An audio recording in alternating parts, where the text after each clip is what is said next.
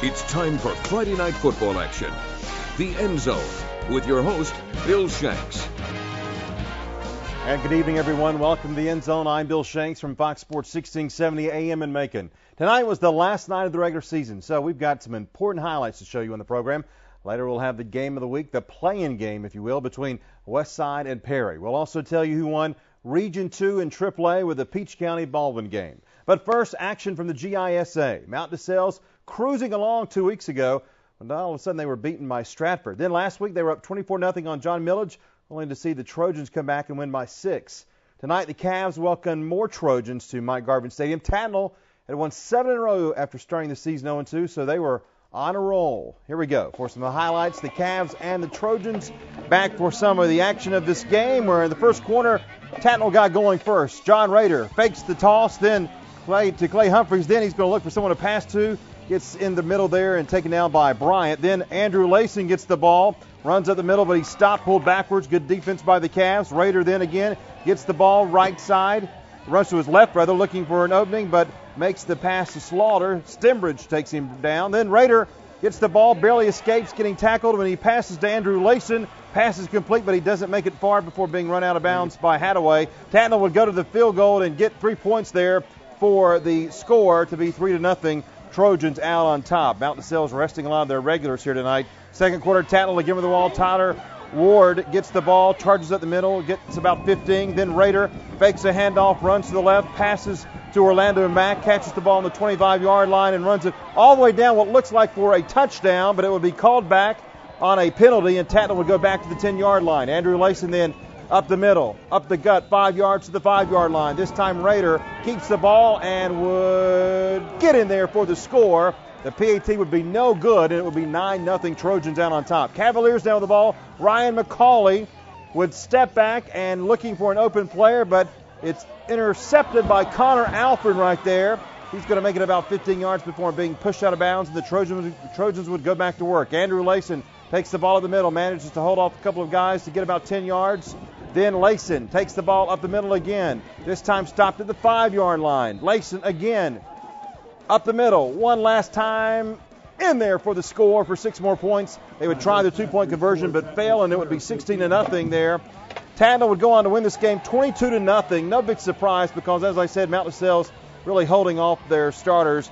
Tatnall will play Bethesda for the playoffs, and Mount DeSales will play at Deerfield Windsor. To Stratford we go. John Millage in town. The Camster doing the wave. Cam Douthit at the game tonight. John Millage starts out. Here they go on the Stratford 42. Shotgun, Ryan Blizzard. The quarterback drops back, hits Damian Bacon for about 11-yard gain. Then Blizzard, the handoff. Cooper Morgan gets knocked down the bounds here at the 2-yard line by Ken Spears of Stratford. 4th and goal now on the 2.5. Blizzard will roll to his right, but then throw back to his left, and it's going to be incomplete. Stratford would take over on downs. Good defense there. Lots of D in the first quarter, and there would be no score after the first period of play. John Millage would get it back, though, early in the second quarter. Blizzard rolls to his left, and he's going to hit Damian Bacon, back corner of the end zone. Touchdown, or front corner, rather. It's in there for 6 points. The Trojan fans making the trip over from Milledgeville were really excited about that touchdown. They would go for the PAT, but it would be no good, and John Millage would be up 6-0 early on. All right, here we go, our 5-star drive of the week. But it started slow for Stratford. Quarterback John Mitchell scrambles to his left, brought down by Ryan Blizzard. He can play defense too. Next play, here they go. Mitchell hands off to Austin Simmons. He scampers up the middle for about a 21-yard gain to the John Millage 46. Then 2 plays later, Eagles on the 38. Simmons, he gone. Long touchdown to put Stratford on the board. Nice run there by Simmons. And the PAT by Joey Cleveland would be up and good. And that was our 5-star drive of the week, and Stratford would take the 1-point lead 7-6. John Millage now starts driving on the Stratford 25. Blizzard with a complete pass to Michael Lewis down to the Stratford 12-yard line. Pick up 13. Second down for the Trojans now. Blizzard back. Hits Rhett Blizzard. I bet you it's his brother. In traffic. Nice play. Touchdown John Millage on the board again. They would go for 2. Watch this Blizzard. Little dip pass. B.T. Walters. 2 more points for John Millage. And they were up by 7 with just over 2 minutes left to go before the half. Stratford tries to get a couple more points on the board. Mitchell, watch this long pass coming up to Sean Grossnickel. Long 50-yard reception right here, but Stratford would be at the 5-yard line with a first down play right there. 2 plays later, Mitchell would hand off to Simmons for the score, for the touchdown. That would make it 14-14 after the PAT, but look at here. Stratford would take off the second half and win this game 42-28. Simmons had 233 yards. They finished at 9-1. Great season there. And for John Milledge, who finishes at 7-3. Up next, we'll check out FPD as they go for a playoff berth. We're back with more right after this. Welcome back to the End Zone. The Drive of the Week is brought to you by 5 Star Automotive. And welcome back to our show. I'm Bill Shanks. FPD really had a magical season. In their second year in the Georgia High School Association, the Vikings were only 5-5 last season, but head coach Greg Moore and his Vikings on a 4-game winning streak coming into tonight's play-in game with Pace Academy. The winner advanced to the playoffs. The loser, would go home for the season. To George S. Johnson Memorial Stadium we go for the video of this game where it was a pretty good night for football here. Great crowd on hand. FPD would win the toss and take the field and get going here. They would start off strong. Brooks Stroud, the quarterback, pitches it out to DJ Jackson. He's going to go for about a 40-yard run on the left side of the field. Then this handoff coming right here to the fullback as they're knocking on the door. Ben Dubose, 3 yards for the touchdown. He's in there. PAT would be no good, and it would be 6-0. Vikings out on top, and the fans would be happy with that outcome right there. Pace with the football. They couldn't move it really. FPD's the defense for the Vikings very good. Here they knock down the quarterback. Then the quarterback goes back, and he's going to look to pass, but Scott McCormick is going to get in the way, and he plays for FPD. That's an interception right there. FPD would get the ball back. Good field position right there for the Vikings. Brooks Stroud would take it and run with it. How about a little sneak over the goal line for the touchdown? 6 points right there. The PAT would make it 13-0. Vikings out on top, but Pace would come back. The quarterback, Kevin Johnson, is going to get rolling here as they're knocking on the door. They're going to pass it to Tiger Brown for a 6-yard score there. The PAT would be good, and it would be 13-7. FPD still on top, but they would answer back. Vikings, Brooks Stroud, 10-yard run. He's going to roll around to the right side and watch him get in there back center of the field and scores for the 6 points. The PAT would be good, 20-7. FPD in the second quarter, and the crowd was loving this. And again, 30-yard bomb coming right here. Stroud to Darren Moore. How about another touchdown? PAT no good, 26-7 FPD. They don't need PATs. Who needs them when they're scoring touchdowns? Here you go. Back passing. Matthew Davis, touchdown in the corner. It was good, 33-7 FPD. They would hold on to win it. And how about them Vikings? 33-21, 8-2 season, and they are going to the playoffs. Now to Milledgeville. Peach County at Baldwin for the Region 2 AAA Championship.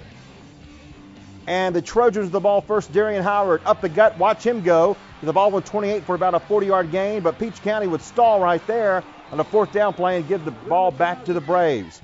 Baldwin, the quarterback, DeAndre Thomas, coming off an ankle injury. Watch him run, though. It looks like he's okay to me for a first down right there. No score at the end of the first quarter. No shock there with a lot of defense early on in this game. The Braves trying to get going again. Thomas, the quarterback, drops back. Look at that lefty. Marcus English catches it. 30-yard pickup to the Peach County 30-yard line. Then Baldwin County offense. They're rolling. Thomas, again, shotgun. Chris Seeley for the first touchdown of the night up the gut. Right there, PAT would be good, and it was 7-0 with about 8 minutes left to go in the half. Peach County struggled in the first half offensively. They could not do much, and the Braves would get it back again, and Thomas would go to work. Shotgun again. He's going to keep it, and he's going to scamper. Look at him go. If he had an ankle injury, that's pretty good right there. I think he had a nice little pickup down to about the 35-yard line. Here's the polecat formation. Look at here. Thomas, Marcus English in the end zone. You got to be kidding me. How about a touchdown right there? PAT would be good, and as they neared the half, it was 14-0. Braves on top. Peach County, though, not out of it. Watch this. Kentel Kendrick is going to launch this ball on this play here for a 40-yard pickup, and the Trojans would be knocking on the door.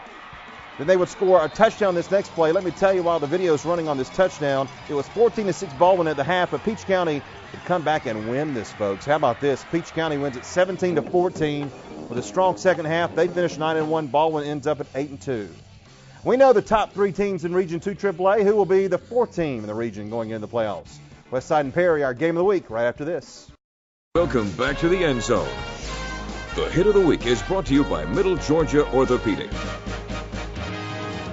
Well, we saved Westside and Perry for our game of the week because it's a pretty good story. Both teams came in at 5-3 in Region play in Region 2 AAA. Both teams had a loss to Peach County, Baldwin, and Mary Persons, the top 3 teams in the region. The question was the Panthers, whether the arrest of 3 players last Saturday would impact this very important game. Let's find out. To Perry we go, down I-75 with the Seminoles and the Panthers. And here we go with some of the action, and a good crowd on hand, of course. Westside would go to work first. The quarterback, Grayer, little play action, finds David James with a gain of about 9 yards there. Then Grayer, shotgun, drops back, rolls to his right.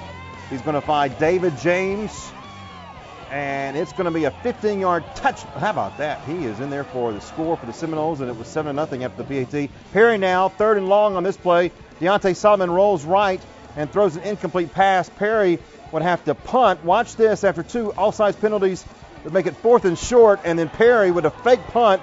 The snap goes to Bailey, and he takes it all the way. A 50-yard touchdown, and the extra point would be no good, so it's 7-6. Westside still on top. Now Westside with the ball, second quarter. But the snap goes back, and they would have a safety right there, and Perry would take the 1-point lead, 8-7. Ensuing kickoff, Perry's Waquan Alford receiving it and tries to go all the way. And, well, you know what? He's going to take it all the way. How about a 65-yard touchdown for the Panthers? Big play there, 15-7 Perry. Westside now, next drive, quarterback Gray hits Shannon Smith. Look at this bomb, 63 yards. He's open. He's going to score. And that's a touchdown for the Seminoles. It's 15-14 Perry. Perry gets the ball. Solomon drops back, finds Nick Martins, 25 yards for the first down.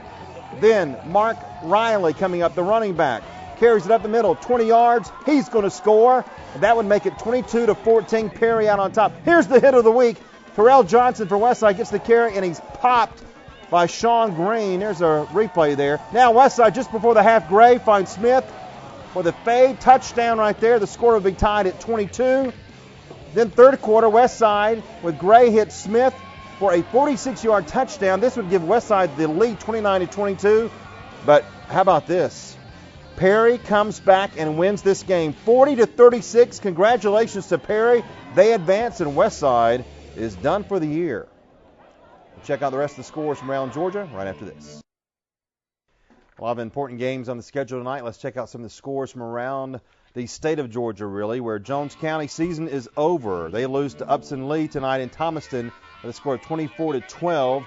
The Greyhounds finished at 5-5. They had a good region schedule but lost in the play-in game. Washington County wins in their play-in game 35-3 over Grovetown. They move on to the playoffs.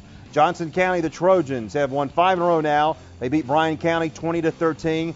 Look at Warner Robins. They are really good over Lee County, 56-14. Central over Howard, 28-23. Also, we got 2 scores on Mary Persons, West Lawrence. Let me just tell you, Mary Persons won. There was a big fight at the end, but the Bulldogs did win the game over West Lawrence. Veterans 21, Rutland 12.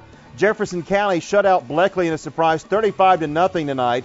Northeast over Crawford. Crawford finishes 0-10. Northeast 6-4, 3-0 the final. Morgan County over Greene County, 35-7. Lamar County rolls again. They are 10-0 in the regular season. They beat Monticello 48-6. Also, Wilcox County over Irwin County. They are 10-0, 41-7. And Hawkinsville loses 46-0 to Taylor County. Also, one more score. Westfield over Sherwood Christian by the score of 42-6. All right, recapping now. Tatnall 22-0 over Mount DeSales. Stratford all over John Milledge 42-28 tonight. FPD goes to the playoffs. They win over Pace Academy 33-21. Peach County over Baldwin 17-14. And our game of the week, Perry with a big win tonight. They go to the playoffs as they beat the Westside Seminoles by the score of 40-36. That's our show for tonight. Thank you for being with us. I'm Bill Shanks. For all of us at 41 NBC, good night.